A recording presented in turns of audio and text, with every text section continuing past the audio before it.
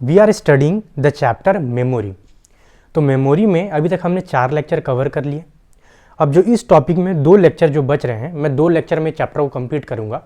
तो एक लेक्चर में हम आज क्या पढ़ रहे हैं, फॉरगेटिंग के बारे में, अबाउट फॉरगेटिंग, कि हम भूलते कैसे हैं, क्या होता है। और जो उसके जो नेक्स्ट लेक्चर होगा उसके बाद after that we will study about mnemonics, कि निमोनिक्स से हम अपने मेमोरी को कैसे इंप्रूव कर सकते हैं। तो इंप्रूवमेंट में क्या होगा कि कोई चीज़ एक दिन में होगी नहीं, तो अगर आप उस समय को उस टेक्निक को लंबे समय तक फॉलो करेंगे देन यू कैन इंक्रीज और improve your efficiency of memory. तो जो अभी हमारा कंसिडरेशन है, अभी हम पढ़ेंगे फॉरगेटिंग के बारे में। किसके बारे में? फॉरगेटिंग के बारे में। तो सबसे पहले हमारे माइंड में क्वेश्चन आएगा कि हमारा मेमोरी लॉस क्यों होता है। तो अब हम क्या करेंगे, जो हमने साइकोलॉजिकली पढ़ा है हम उस पर बात करेंगे, ये नहीं कि कैसे भूलते हैं। तो हम देखते हैं फॉरगेटिंग कैसे, क्या क्या हो सकता है, हमारे मन में क्या क्वेश्चन आता है सबसे पहले, क्यों हम भूलते हैं, क्यों ऐसा हम भूल जाएंगे, क्या होगा ऐसा। तो क्या हमारा क्या होता है, मेमोरी लॉस होता है। हमारे माइंड में क्वेश्चन आएगा कि जो हमने पढ़ा या मेमोरी क्या होता है, उसमें लॉस हो जाता है। मतलब कुछ चीज़ें अगर मेमोरी में हम लंबे समय तक उससे इंफॉर्मेशन नहीं लेंगे, उसको यूज नहीं करेंगे, तो क्या उससे हमारा इंफॉर्मेशन क्या होगा, लॉस हो जाएगा। क्या इनकोडिंग वक्त में प्रॉब्लम है। इनकोडिंग मतलब मैंने बताया सबसे पहला स्टेप होता है इनकोडिंग। अगर हमने डिटेल्ड इनकोडिंग नहीं किया या अच्छे से उस पर उस वक्त ध्यान नहीं दिया हो, लॉन्ग टर्म मेमोरी में गया ना हो, ठीक, तो मेमोरी लॉस भी है। क्या इनकोडिंग का प्रॉब्लम है, क्या रिट्रीवल में प्रॉब्लम है, कि जब हम रिट्रीव कर रहे हैं तो उस वक्त कुछ प्रॉब्लम हो रहा है, उसके कारण भी रिट्रीवल हो सकता है। तो हम इस चीज़ों को जानने की कोशिश करेंगे। ये सब एक्सपेरिमेंट जिन्होंने साइंटिस्ट लोग ने किया, साइकोलॉजिस्ट लोग ने किया, तो उन्होंने क्या देखा, तो वो हम क्या करेंगे, उसको पढ़ने की कोशिश करेंगे। देखिए रिट्रीवल फेलियर भी होता है, क्योंकि मैंने बोला जो लॉन्ग टर्म में आपकी इंफॉर्मेशन चले गई लॉन्ग टर्म मेमोरी में आफ्टर इलॉबरेटिव रिहर्सल करने के बाद, तो वो इंफॉर्मेशन जब ब्रेन में है, लॉन्ग टर्म मेमोरी की इनडेफिनाइट कैपेसिटी है और आपके पास बहुत ज्यादा इंफॉर्मेशन है आपके मेमोरी में, तो क्या रिट्रीवल के वक्त में हो सकता है फेलियर हो गया हो। इनकोडिंग में भी कुछ प्रॉब्लम है, हम देखते हैं इसको। तो अब हम जो पहला चीज इसमें पढ़ेंगे वो है एक, जिन्होंने किया, जो साइकोलॉजिस्ट ने, हम उनका नाम क्या बोलते हैं, हरमन इबिंगस।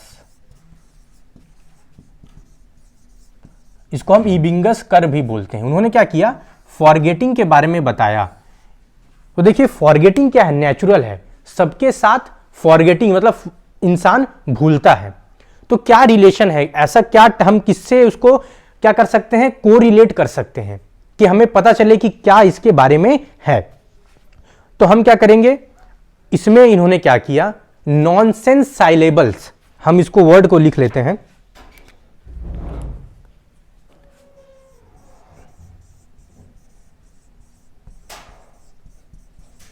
देखिए इसमें क्या होता है मैं आपको बता दूं, इसमें इन्होंने क्या किया, 3 लेटर वर्ड्स बनाए नॉन मीनिंगफुल। मान लीजिए SOKCYC। इन्होंने क्या किया, इस नॉनसेंस साइलेबल्स का मतलब यह होता है कि इन्होंने इसमें 3 वर्ड लेटर बनाया जिसका कोई मीनिंग ना हो, कोई मीनिंग वाला वर्ड इसमें नहीं था।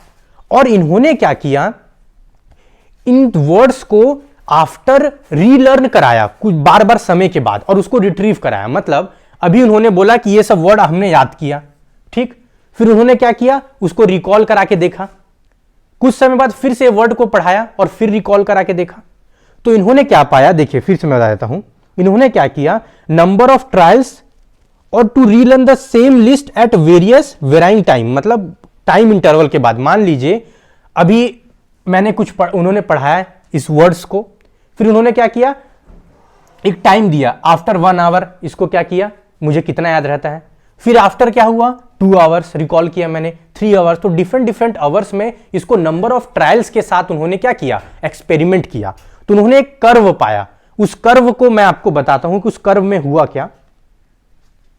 देखिए इसमें क्या हुआ, इन्होंने क्या बताया, रफली आप बुक में देख सकते हैं, मैं आपको ड्रॉ कर देता हूं।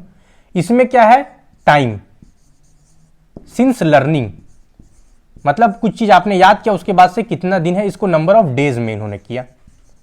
ओके, यहां पर जिगजैग है, उसका हम करेंगे, ठीक है।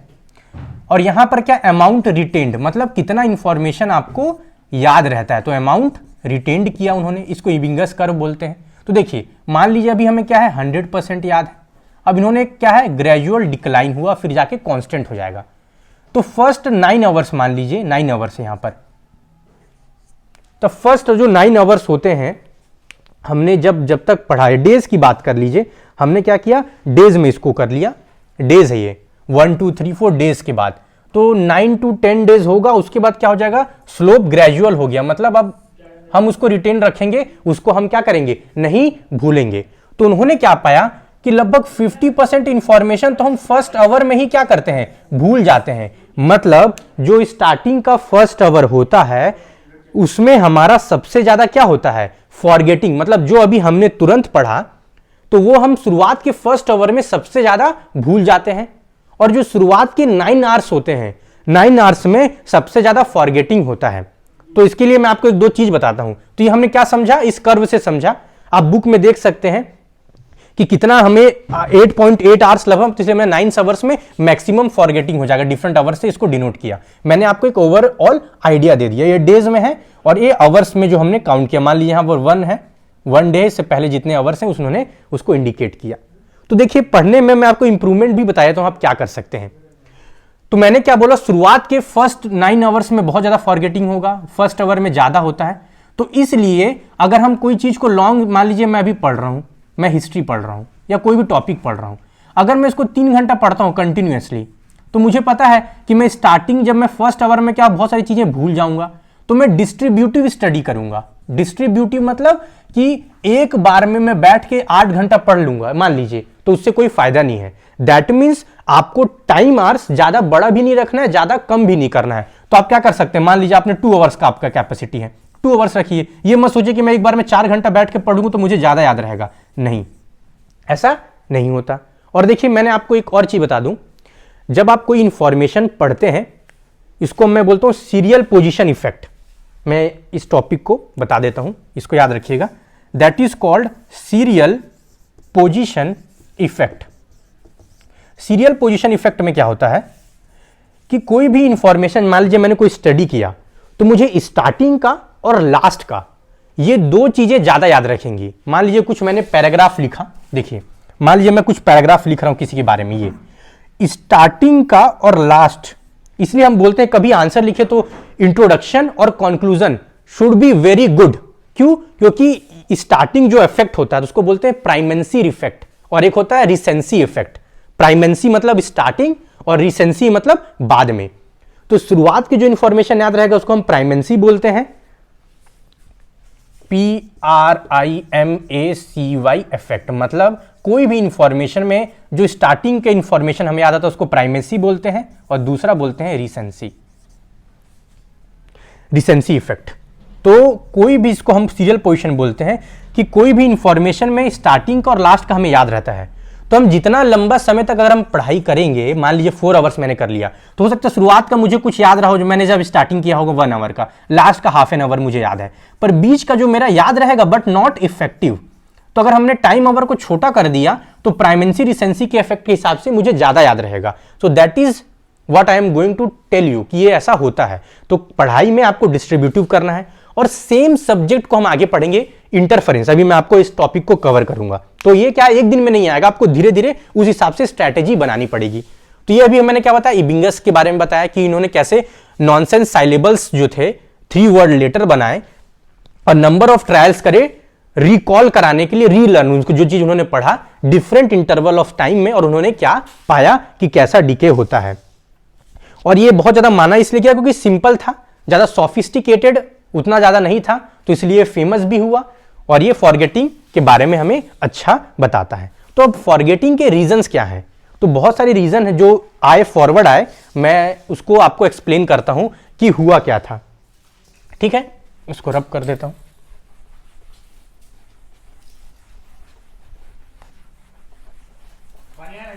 तो यही सब हमें याद रखना है।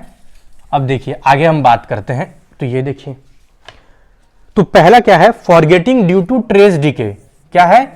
फॉरगेटिंग।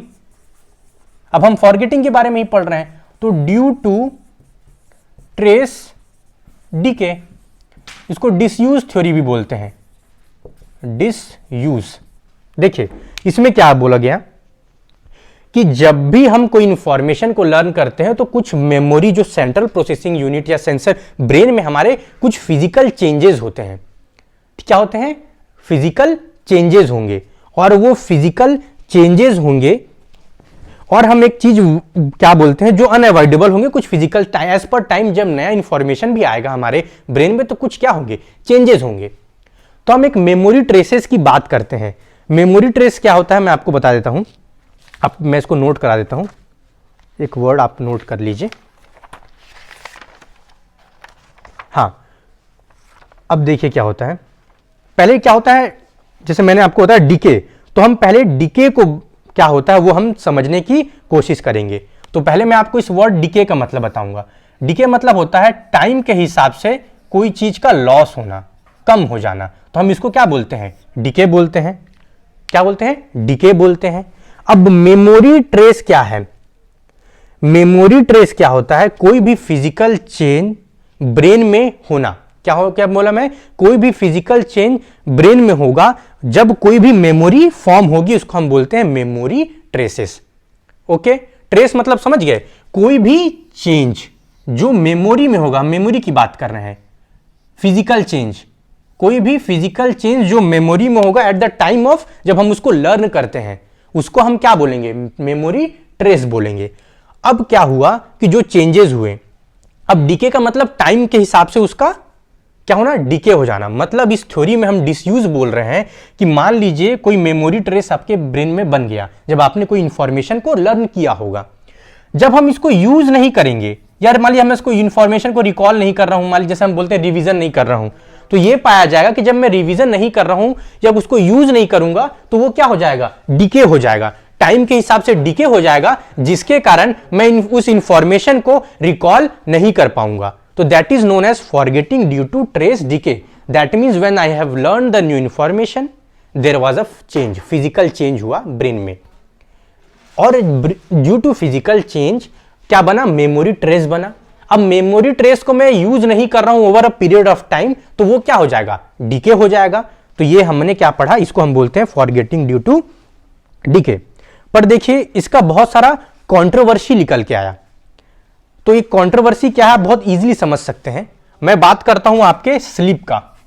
स्लीप, अब देखिए क्या है, मान लीजिए मैंने कोई चीज पढ़ा, ओके, अगर उसके बाद मैं सो जाता हूं, मान लीजिए मैं स्लीप पे चला गया, और एक मैं क्या करता हूं, एक इंसान जो अवेकन है, मतलब जगा हुआ है, उसको भी मैंने कोई चीज याद कराई। तो इस थ्योरी के हिसाब से जब मैं स्लीप में चला जाऊंगा तो क्या होना चाहिए? मैं उसको कुछ उस मेमोरी को क्या कर रहा हूं, जो मैंने पढ़ा उसको यूज नहीं कर रहा हूं, तो ये जल्दी डीके हो जाना चाहिए। मतलब जो मैंने पढ़ने के बाद अगर मैं सो गया, कोई चीज को याद करने के बाद उसको मैं यूज नहीं कर रहा हूं, तो अगर वो ट्रेसेस जो बने हैं उसको मैं यूज नहीं कर रहा, तो मेरे को सबसे ज्यादा भूलना कब चाहिए? कि जब मैं पढ़ने के बाद सो जाता हूं तब। जो अवेकन है वो क्या कर रहा है? वो मान लीजिए रिकॉल कर रहा है जो चीज उन्होंने पढ़ा, चेंजेस हुए। तो ऐसे में हमारा आउटकम क्या होना चाहिए कि जो सबसे ज्यादा कौन भूलना चाहिए? जो स्लीप में गया है। पर ऐसा नहीं होता है, जस्ट अपोजिट हुआ कि जो अवेक था उसने ज्यादा फॉरगेटिंग किया as compare to that person जो स्लीप में था। सो ये मेमोरी, इसको समझने में क्या है, ये ड्रॉबैक है कि ऐसा नहीं होता कि ट्रेस जो बने हैं अगर हम उसको समय पे यूज ना करें तो ये क्या हो जाएगा? लॉस्ट हो जाएगा। तो मैंने आपको सबसे पहले बताया, क्या मेमोरी लॉस हो रहा है? इसमें नहीं हो रहा है। दैट मीन्स ये जो थ्योरी थी अपने में अटमोस्ट या कंप्लीट नहीं थी। तो हमने दूसरा वर्ड आया जो बहुत पॉपुलर हुआ, बहुत ज्यादा नाम कमाया, जिसको हम बोलते हैं फॉरगेटिंग ड्यू टू इंटरफेरेंस। क्या है? Forgetting due to interference. दूसरा क्या आएगा? इंटरफेरेंस।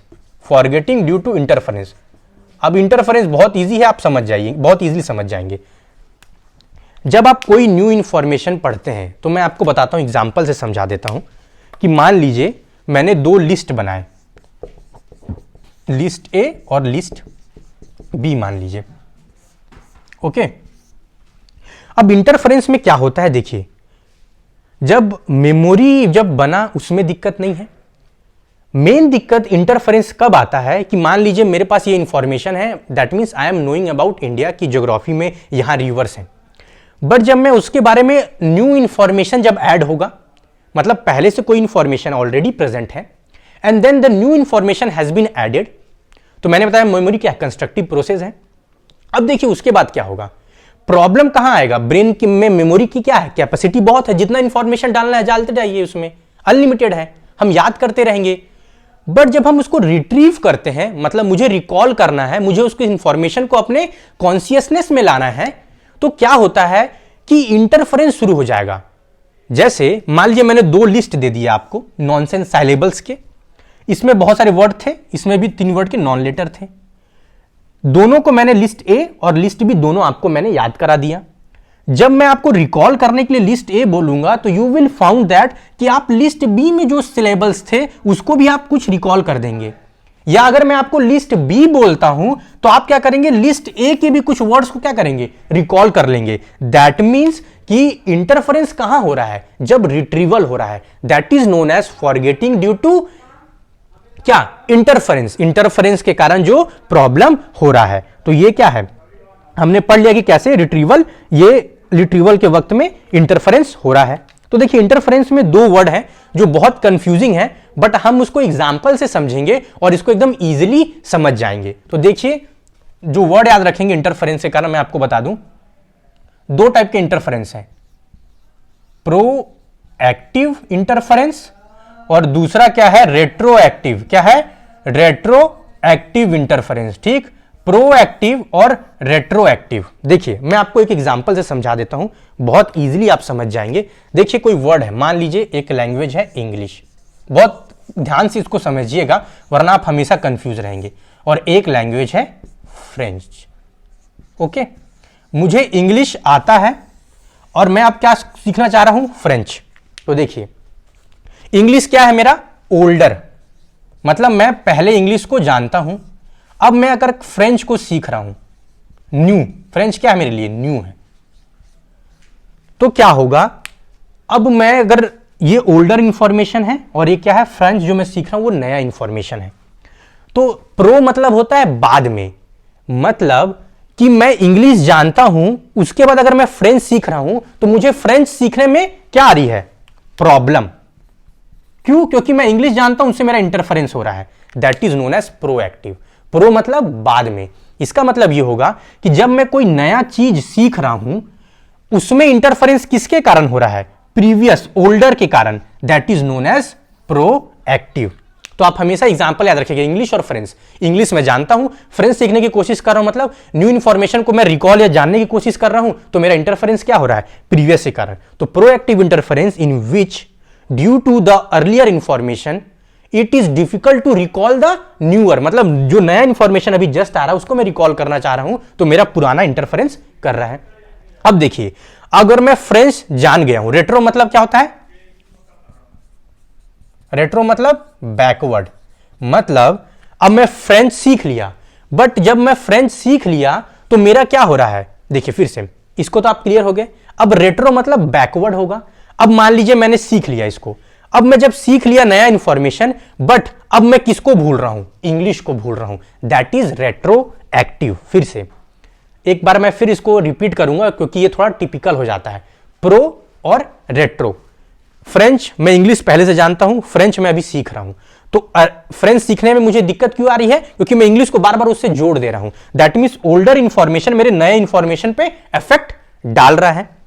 रेट्रोएक्टिव में क्या हो रहा है कि जो मैं न्यू इंफॉर्मेशन सीख लिया हूं, अब मैं फ्रेंच जान गया हूं, अब जब मैं इंग्लिश को रिकॉल कर रहा हूं तो उसमें इंटरफेरेंस हो रहा है। इसका मतलब यह हो गया कि जहां यहां पर पुराने इंफॉर्मेशन को मैं रिकॉल नहीं कर पा रहा हूं, उसमें इंटरफेरेंस हो रहा है, किसके कारण, नए के कारण। तो 2 फिर से, प्रो मतलब, अब याद रखिए फिर से एक बार रिवाइज करा रहा हूं मैं एकदम सिंपल में, जब मैं नया चीज याद कर रहा हूं, ओल्डर मेरे पे इफेक्ट डाल रहा है, तो मैं उसको क्या बोल रहा हूं, प्रोएक्टिव बोल रहा हूं। रेट्रोएक्टिव में क्या हो गया, जब मैं पुराने को रिकॉल कर रहा हूं और नया जो मेरा है, जो मैं सीख चुका हूं, वो मुझे प्रॉब्लम दे रहा है, दैट इज रेट्रोएक्टिव। बैकवर्ड मतलब मैं बैकवर्ड इंग्लिश को याद कर रहा हूं, प्रो मतलब बाद में, मतलब मैं नया फ्रेंच को लर्न कर रहा हूं। बहुत ईजी, खत्म हो गया आपका डाउट, जो मैंने आपको समझा दिया ये एग्जाम्पल से, आपको प्रोएक्टिव और ये एकदम इजीली समझ में आ जाएगा। अब देखिए तीसरा पॉइंट जो आ रहा है, रिट्रीवल फेलियर। क्या है? Retrieval failure. रिट्रीवल मैंने आपको बताया था तीसरा काइंड फॉरगेटिंग का, retrieval failure, forgetting due to retrieval failure. तो देखिए एक वर्ड याद रख लीजिए, रिट्रीवल क्यूज। क्यूज मतलब होता है ऐसा एड जो आपको कोई चीज रिकॉल करने में हेल्पफुल रहे। क्या है? रिट्रीवल क्यूज क्या होता है? Which help us in recovering information stored in memory. मतलब ऐसा कोई क्यूज या एड, एड मतलब होता है हेल्प, जो हमारे इंफॉर्मेशन जो मेमोरी में ऑलरेडी प्रेजेंट है उसको जानने में हेल्प करेगा। तो देखिए इसका मतलब ट्रेस के कारण, डीके के कारण क्या होता है? ओनली मेमोरी में लॉस नहीं है, ट्रेस डीको सुटेबल एक्सप्लेन नहीं करता। इंटरफेरेंस है, पर और क्या हो सकता है? इंटरफेरेंस भी हो रहा है, और कुछ है तो रिट्रीवल। मैंने जो बताया कि इंफॉर्मेशन है, रिट्रीवल के वक्त प्रॉब्लम आएगा। क्यों प्रॉब्लम आएगा? जो रिट्रीवल क्यूज है, मतलब क्या क्यूज क्या होता है? जो एड होता है, जो ऑलरेडी मेमोरी में हमारे इंफॉर्मेशन है उसको जब मैं निकालता हूं तो जो मैंने क्यूज, जो हेल्प चाहिए उसको बोलता हूं क्यूज। तो रिट्रीवल क्यूज उतने स्ट्रांग नहीं बने होंगे। तो अगर रिट्रीवल क्यूज उतने स्ट्रांग नहीं है तो मेरा इंफॉर्मेशन क्या होगा? उतने अच्छे तरीके से रिट्रीव नहीं हो पाएगा। तो अब देखिए सर रिट्रीवल क्यूज आप बोल रहे हैं, मुझे समझ में नहीं आ रहा, तो मैं आपको एक एग्जांपल देता हूं और आप एग्जांपल से उसको एकदम इजीली समझ जाएंगे। तो देखिए क्या है, मान लीजिए मैंने बहुत सारे आपको एग्जांपल दिए, प्लांट्स हैं, ओके, एनिमल हैं, डिफरेंट बिल्डिंग्स हैं जो मान लीजिए बने हैं, ठीक, सब साथ में लिखा हुआ है, ठीक। अब मैंने क्या किया, इसका कैटेगरी बना दिया। ये क्या हो गया? कैटेगरीज। कि मान लीजिए सर आपने मुझे बताया इलाहाबाद, मुझे आपने बताया एलिफेंट, आपने बताया टाइगर, फिर आपने बताया रेड फोर्ट।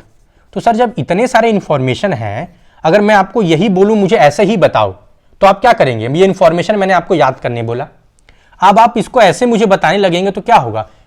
आपको दिक्कत आएगा। तो आपने क्या किया, प्लांट मान लीजिए यूकेलिप्टस हो गया, तो अब मैंने क्या किया, कैटेगरी बना ली, जो हमने कॉन्सेप्ट कैटेगरी, बिल्डिंग में डाल दिया रेड फोर्ट, एनिमल में डाल दिया एलिफेंट, टाइगर जो भी है, प्लांट में यूकेलिप्टस, अशोक, नीम जो भी डाल दिया मैंने। अब अगर मैं आपको ऐसा इंफॉर्मेशन पूछूंगा इसी ऑर्डर में तो आप नहीं उतना सुटेबल नहीं होंगे। तो मैंने क्या किया, इस इंफॉर्मेशन को रिट्रीवल क्यूज में कैटेगरी में डाल दिया। तो मेरा जो क्यूज है, जो रिट्रीवल क्यू होगा वो स्ट्रांग हो जाएगा, क्योंकि मैंने क्या किया, इस इंफॉर्मेशन के लिए कैटेगरी बना के इसको मैंने किसी चीज से क्या कर दिया, लिंक कर दिया।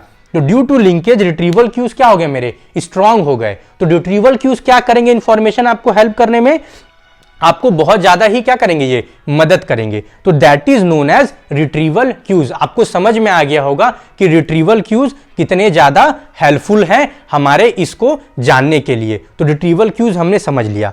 और एक चीज जो लास्ट बचता है वो है रिप्रेस्ड मेमोरीज। ओके, तो एक वर्ड याद रखिए आप, रिप्रेस्ड मेमोरीज। लास्ट टॉपिक है इसका, फिर हम अगले बारे में निमोनिक्स पढ़ेंगे। रिप्रेस्ड मेमोरीज, देखिए क्या होता है, कुछ ऐसे इंसिडेंट, ट्रोमाज जो अनकॉन्शियसली आपके मेमोरी में है। कुछ चाइल्डहुड ट्रॉमा हो गया या कुछ एक्सीडेंट हो गया, कुछ आपके साथ ऐसा घटना हो गया। तो जो ट्रॉमेटिक इवेंट हैं वो पेनफुल हो सकते हैं, थ्रेटनिंग हो सकते हैं, कुछ भी हो सकता है। तो वो अनकॉन्शियसली आपके माइंड में चले जाते हैं। तो अब देखिए अनकॉन्शियसली जब चले गए, इसके कारण क्या होता है, साइकोलॉजिकल अमनीशिया भी हो सकता है। मतलब अमनीशिया मतलब आपको बताता हूं, अमनीशिया क्या होता है, अमनीशिया वर्ड याद रखिए, अमनीशिया मतलब भूलना। तो अमनीशिया दो टाइप के होंगे। रेट्रो मतलब मैंने बताया था बैकवर्ड। तो loss of memory due to any amnesia में इंसिडेंट, इंजरी, किसी के कारण जहां पर हम पास्ट के इंफॉर्मेशन को भूल जाएंगे तो हम उसको बोलेंगे रेट्रोग्रेड अमनेशिया। पास्ट का अगर भूल जाते हैं, अगर नया को मैं इंफॉर्मेशन, नया जो चीज है उसको याद कर रहा हूं, भूल जा रहा हूं, that is known as anterograde amnesia. Notes में मैंने आपको दिया हुआ है। अमनेशिया हो गया। तो जो अमनेशिया मतलब क्या होता है, भूलना होता है।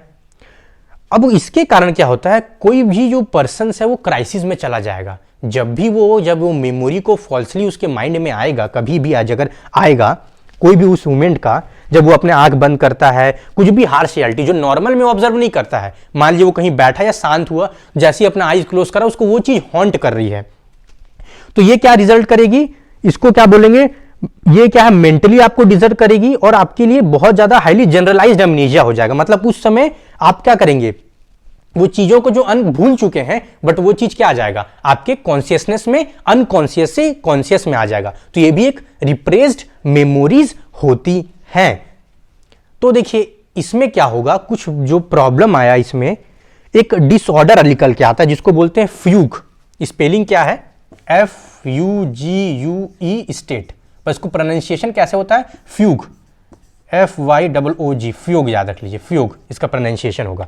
मतलब एक डिसऑर्डर होता है, क्यों, पास्ट जो फ्लाइट जो मतलब बहुत तरह ट्रॉमेटिक कंडीशन है जो अनकॉन्शियसली आपके रिप्रेस्ड हो गई आपके मेमोरीज में अंदर, बट जब आप क्या करते हैं, आई बंद करते हैं या कुछ ऐसे स्टेट में जाते हैं जहां आप उसको रियलाइज कर देते हैं, तो वो क्या होता है, हाईली जनरलाइज्ड अमनीशिया हो जाएगा। मतलब ऐसे तो भूल गया मैं, पर कुछ आ जाएगा। इसमें इस डिसऑर्डर में क्या होता है, फ्यूग स्टेट जो होता है, डिसऑर्डर में क्या होता है कि जो विक्टिम है ना, पर्सन, वो एक न्यू आइडेंटिटी, नेम, एड्रेस हो जाता है। मतलब दो पर्सनैलिटी आ जाएंगी और एक दूसरे को कभी जानता ही नहीं होगा। मतलब दो पर्सनैलिटी और एक दूसरे को कोई जान ही नहीं रहा है। That is known as repressed amnesia. इसका कारण क्या होता है, रिप्रेस्ड अमनेजिया भी होता है। तो देखिए और एक चीज आपको बताता हूं, याद रखिएगा, जब एग्जाम में आप जाते हैं, अनकॉमन नहीं, मतलब ये जनरली होता है। आप अगर एंजाइटी में है, फियर में है, क्यों रहेंगे, आपने प्रैक्टिस नहीं किया, अच्छे से कुछ सॉल्व नहीं किया, अच्छे से पढ़ाई नहीं की, तो आप एंजाइटी में रहेंगे। और जब एंजाइटी में रहेंगे आप, तो मैं बता रहा हूं, उसके कारण आप चीजों को भूल जाएंगे। तो जो हार्ड वर्किंग स्टूडेंट होते हैं, जिन्होंने अच्छे से तैयारी भी की, but due to their anxiety वो क्या करते हैं, उस समय भूल जाते हैं। तो ये भी क्या है, इसको भी कंट्रोल करने के लिए आपको प्रैक्टिस अच्छे से करना होगा, आपको कॉन्फिडेंस लेवल बूस्टअप करना होगा।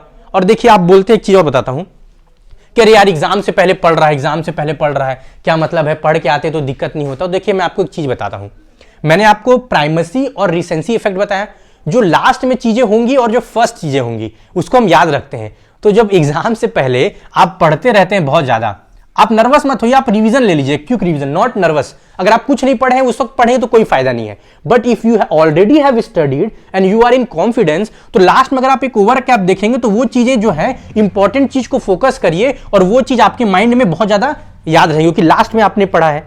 अगर आप नर्वस नहीं है तो रिसेंसी इफेक्ट के कारण वो याद रहेगा, तो वो भी एक हेल्पफुल हो सकता है। तो अभी तक हमने क्या पढ़ा, फॉरगेटिंग के बारे में। अब नेक्स्ट में हम पढ़ेंगे, सबको हमें मेमोरी को इनहैंस करना है, मतलब अच्छे से रिकॉल हो जाए, रिट्रीवल फेलियर ना हो, अच्छे से इनकोडिंग हो, ताकि और लॉन्ग टर्म मेमोरी में रहे, ताकि हम रिट्रीवल क्यूज अच्छे हो, ताकि हम इन मेमोरी को अच्छे से यूज कर सकें। तो इसलिए एक वर्ड है निमोनिक्स, एम से स्टार्ट होता है, निमोनिक्स। निमोनिक्स का मतलब क्या होता है हम पढ़ेंगे। ये क्या करते हैं, ब्रेन मेमोरी को इनहैंस करने के लिए इंपॉर्टेंस है। क्या क्या निमोनिक्स है, यूजिंग इमेज, मतलब क्या होता है कि जहां पर यूज ऑफ इमेज करें, कुछ हम सेल्फ इंड्यूस ऑर्गेनाइजेशन करें, इंफॉर्मेशन जो हमने लर्न किया है। मतलब कुछ इमेज के मैं आपको दिखा दूंगा तो आपको याद रहेगा, कुछ मैंने निमोनिक्स बना लिया, जैसे विबग्योर, जो भी आपके रेनबो के कलर है, वॉयलेट, सब ब्लू, ये सब हमने इसको विबग्योर बोल दिया। तो ये सब क्या है, निमोनिक्स। हम सेल्फ इंड्यूस कुछ लगे निकालते हैं या इमेज का यूज करके हम जानने की कोशिश करते हैं, दैट इज निमोनिक्स। तो वो मेमोरी इनहैंसमेंट में हम पढ़ेंगे। तो हमने इस चैप्टर में क्या पढ़ा, इस लेक्चर में फॉरगेटिंग के बारे में, क्या क्या retrieval due to trace decay, due to interference, due to retrieval cues, और रिप्रेस्ड मेमोरीज क्या होती है। और मैंने आपको बहुत सारे serial position effect, primacy, recency effect बताया। तो मैंने तेज में आपको एक रिकैप कर दिया। If you have a doubt you can ask me. Thank you and continue with us, and I will teach you the psychology in very interesting and very lucid and very easy way. Thank you.